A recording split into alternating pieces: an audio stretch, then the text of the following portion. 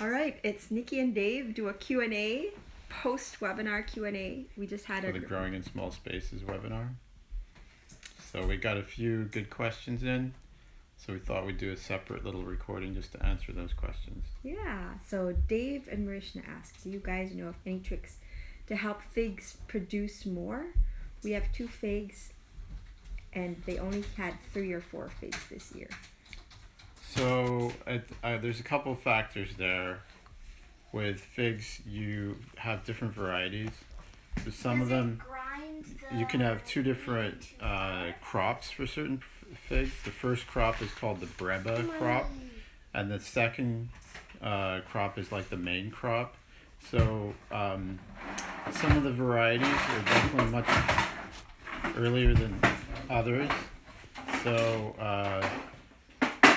if you're most people who are growing figs in the United States are either going to be growing Chicago Hardy or Brown Turkey. So they tend to be a little later. So if you're growing those varieties, what you want to do is you can you don't want to be trimming back the fig as much in the wintertime. So if you can keep the fig insulated in the spring, then you'll get an earlier start, and then you'll get earlier growth. And when you get earlier growth, you'll also get earlier budding. But it's important.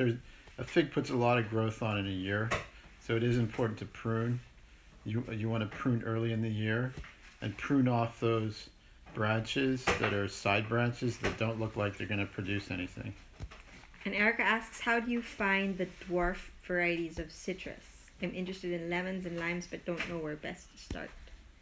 So citrus, you can actually start, they're true to seed. Quite a lot of the varieties are true to seed. So you can actually start them from seed quite often. But if you're looking for a jump start, that we get we get some plants from. So some of those include, there's a place in New England called Logee's, Logee's. So they sell some exotic things like kumquats, Meyer lemon trees, and there's also a place called Florida Hills Nursery where you can get smaller starts for some of these citrus. So I recommend looking online for reliable sources. And once you get these things started, then after they've grown for a couple of years, you can actually take cuttings, and then you can root out those cuttings. So if you want to propagate and not just have one lemon tree, then you can easily take cuttings of these trees and root them out. And Eugene asked about his indoor composter breeds fruit flies. This is super normal, first of all. And I would say it's almost impossible to get rid of them totally, but some people mentioned in the chat, I've used a small jar with a couple of drops of dish soap and apple cider vinegar. That's a fly trap we use, and then we put like a little cone funnel to trap them in, made of paper. Or another person, Erica, said, but this sometimes they get away. I started putting a thin layer of plastic wrap with holes poked in over the container with vinegar and salt. So I've never tried that, and Erica says that helps. So I know that people put a little thin something, like even just a cloth or a mesh cloth over the bin before you put that lid on. So that is definitely something to consider. Fine steel mesh, Dave said, might be a little easier than plastic wrap, or fine mesh cloth, cotton, burlap, things like that. So Elizabeth asks, legumes as cover crops, because we talked about cover crops yesterday. Over the winter, then in spring chop and drop them for mulch. And Dave, you said, why are they good? Because they're nitrogen fixers. And examples of cover crops are? Yeah, so you're growing legumes for 2 reasons primarily. One is for just the biomass. They're usually fast growing, so you're quickly converting the raw minerals in the soil into something that's more accessible once they break down. to other plants. So they're great chop and dropper, but you can also grow them for the nitrogen fixation. So in the roots of the legumes, they have this symbiotic relationship with rhizobium in their roots, which is a bacterium. It produces these root nodules, and it helps to take nitrogen in the atmosphere and convert it into nitrates, I think, not nitrites, that can be easily uptaked to serve the nitrogen requirements for other plants. So in terms of winter legumes you can grow, you probably want a hardier legume. A good choice is Austrian winter pea. You can also grow alfalfa or clover. And Erica, you were talking about, Erica's one of the people who was online last night, or the other night, and she said, I have one patch of really dry soil in southern red dirt, I think South Carolina, North Carolina. Would you recommend sunken beds with compost, or I'm not sure how to fix it, help the soil be good for planting?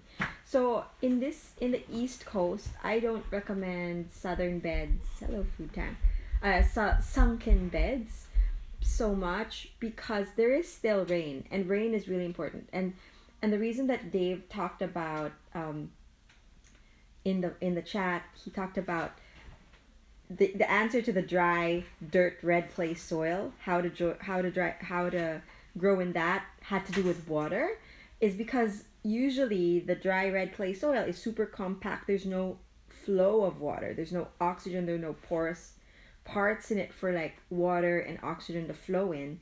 And so that's why we were recommending, what was your recommendation? Something about water that I didn't put in here in this. Yeah, so we recommended Brad Lancaster. Because he lives in Arizona. They get less than 10 inches of rain a year, and it's usually they have extreme rain events. So they're trying to capture every single little bit of water. So by extreme rain events, it's like it rains, and the time that it rains, it's torrential. It's just one event, and it's so much, and you don't know how to capture it. It just runs off. So how do you do that?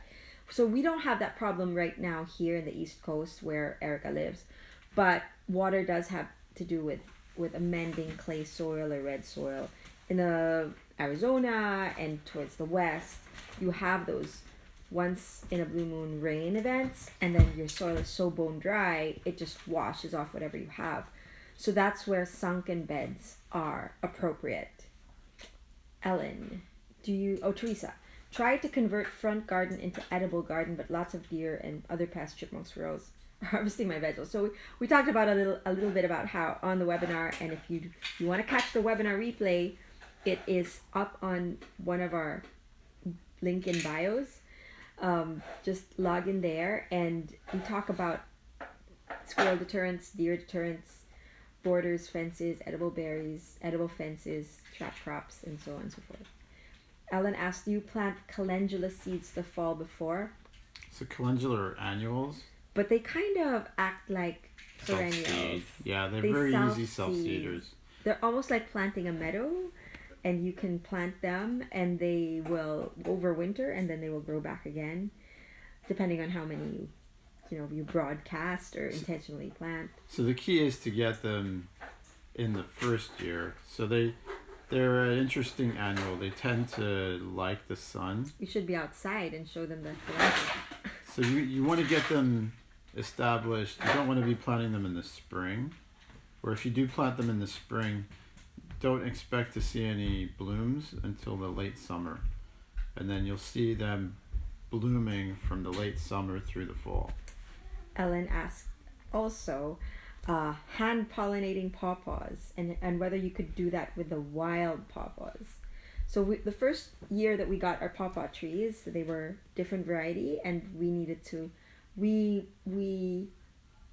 hand pollinated them just to make sure, because we didn't know what the situation was pollination wise. They do need to cross pollinate. Yes. And then the year that we didn't hand pollinate them, they didn't fruit for us. The reason why pawpaws are a little harder to get to, they don't like the smell they're kind of like an ancient tree. One So of the oldest they're trees pollinated ever. by flies and not by bees.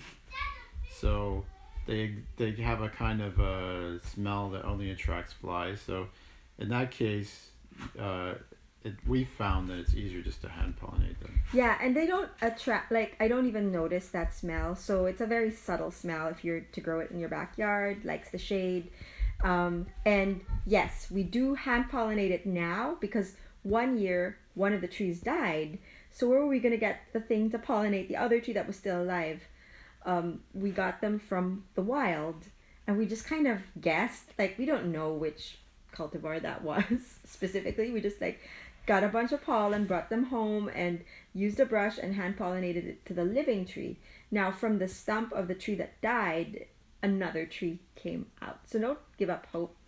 I think trees are one of the most resilient things in the Pawpaws are garden. extremely fast growing. Yeah. We have a lot of shade in our backyard, but you can still get 2 to 3 feet of growth on a pawpaw in 1 year. Yeah, pawpaw, largest Native American fruit.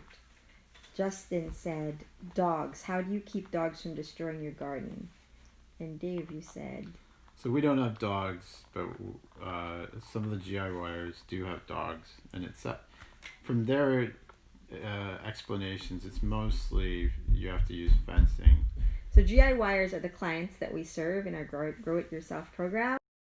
Much from these guys, more than we teach them. So it's really cool community to be a part of.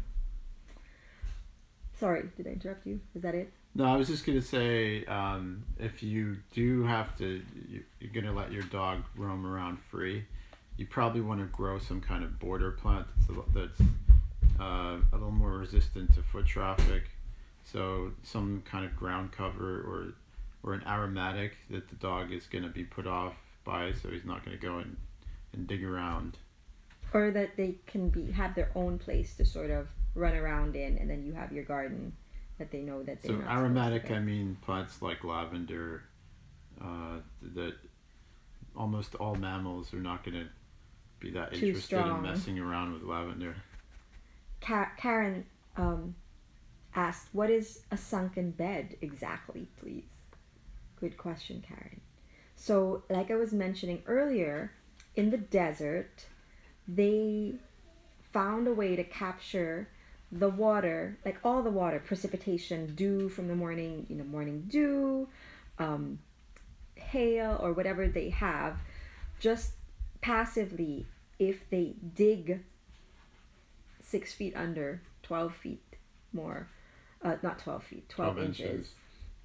And they raise their bed, they sink their garden beds instead of raising them. So of course, when you do that, don't step into the garden bed. I mean, it'll be sunken, and that way the moisture is retained. There's less evaporation. It's amazing. Composts It creates its own little microclimate. Yeah, and even composts are built in a sunken way in the desert.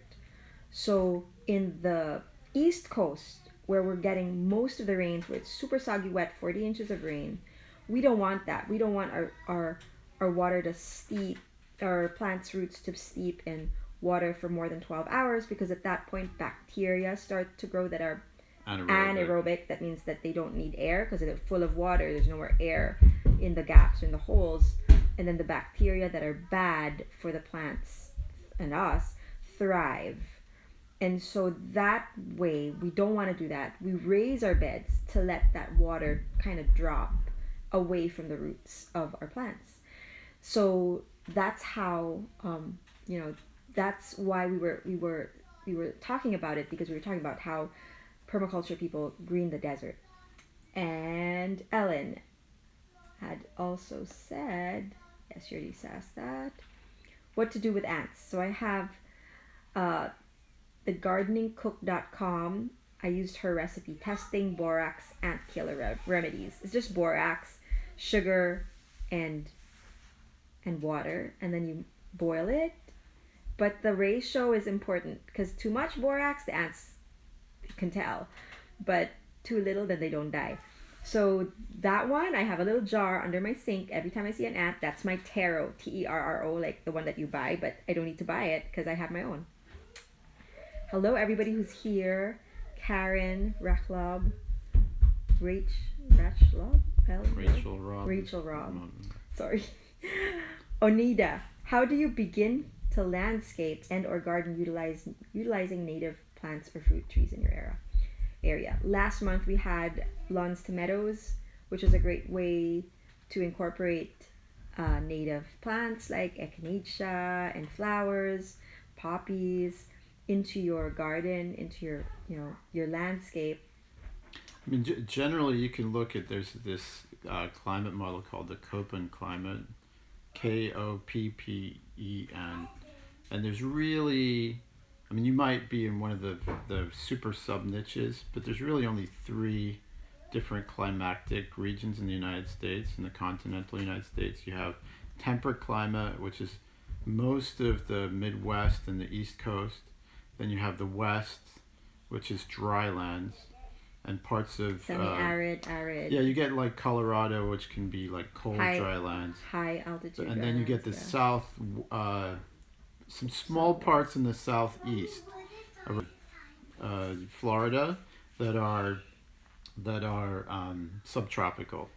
So based off those 3 climatic zones, then you can pick fauna that will thrive in those specific climatic zones. So look for a list of native plants. We have one for your specific region, and don't be afraid to experiment, because we will use that's how we learned how tall the echinacea was, so that we could landscape it accordingly, so that it was HOA approved. That's how we found out how tall the Anis hyssop was. These are natives that we use in our landscape, and the pawpaw is a native that we use in our landscape. And look for the different levels, not just like one level. Kind of, there are trees that are natives, there are weeds that are natives, there are grass herbs that are natives. So try to think about it that way. And Frankie asked, will this be only a one-time presentation or will it be recorded? So for a limited time, we have the webinar replay up right now. Look in our link in bio and you'll find it. I live in a postage stamp size lot in an HOA suburb neighborhood. But those shade trees shade out her sun-loving crops. What can I grow given my age so that I don't have to move around my pots? The summer maximum sunspot is 2 hours. What can I grow? So we had on our webinar a bunch of the 50 shade plants, and we also have on growmyownfood.com/shade-garden a whole blog dedicated to shade plants and shade gardens. Michigan winters can be harsh and long. What can tide me over until next summer? Sprouting indoors, hoop houses, hydroponics, aquaponics, yes. You can also grow containers indoors. So there's some plants that you can put wheels on your pots so that they're easy to transport back in and back out. I also have wildlife that love to dig, and we talked about that as well. We showed a few pictures of what our clients did that were really creative. Finally, Michelle said, Raji, I am a GIY member and can say that it is worth every penny. It is a great community and very supportive, even as I had a lot of setbacks this year. Oh, Michelle. So thank you so much for all of those who joined our webinar 2 days ago. And if you haven't catch the replay while you can, tomorrow night at midnight. We're taking it down, but we really enjoyed getting to know the like-minded garden community online. And you guys, you're welcome to join us. Look for that link in bio, growmyownfood.com/ The webinar replay page is so long, so you'd have to look for the link in bio. But yeah, we hope to see you on one of those, or else sign up for a newsletter and we'll get you set up with a replay. Okay, bye.